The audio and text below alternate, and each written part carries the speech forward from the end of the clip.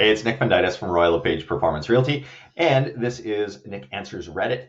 This is a bit I do each week where I answer somebody's real question off of Reddit about buying or selling or investing or living in Ottawa. So this week's question is, how common is it to dump a realtor that you feel isn't working out hard enough for you? So is changing realtors a big deal? Long story short, this Redditor says, I'm not receiving anything beyond what I can get off Realtor.ca. I asked for sold prices in the market, and the answer was basically no. Is this normal?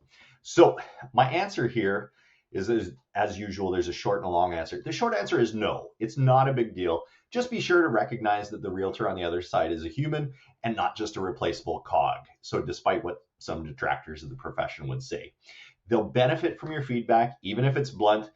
So it's courteous to let them know what's not working before moving on.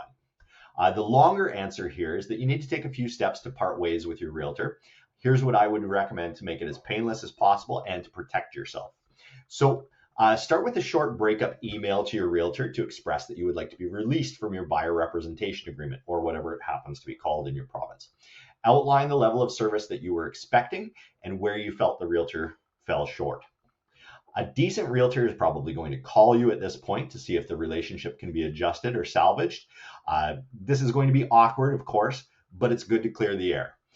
If not, they'll let you know verbally that you're good to move on, and we'll prepare the breakup paperwork, which is a cancellation of buyer representation agreement in Ontario, but the name of that form may vary from province to province.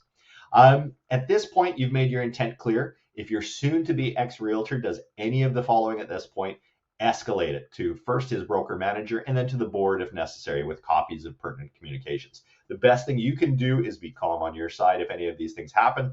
They're unlikely, but I have heard the horror stories and it's not outside the realm of possibility. So if the realtor is rude or disrespectful to you about breaking up, if they bill you for any sort of work done, most realtors only get paid when a home closes or refuses to cancel or drags out the cancellation. You can go above their heads.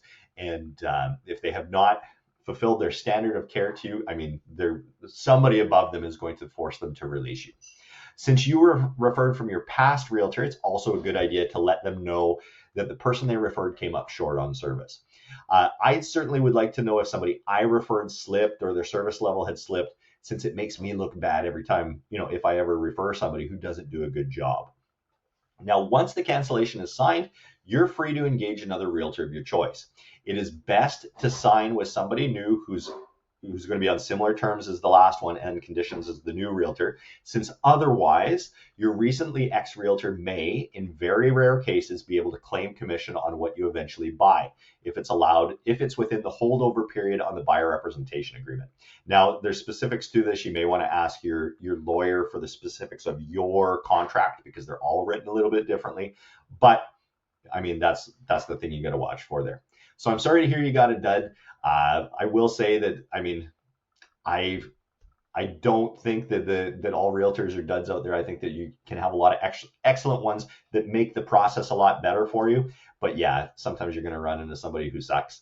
And I hope that the next person that you work with gives you great service that you deserve to have. Source why I know this, I'm a realtor in Ottawa, Ontario. So we have buyer representation agreements and I work with buyers and sellers. So this is a very common sort of thing.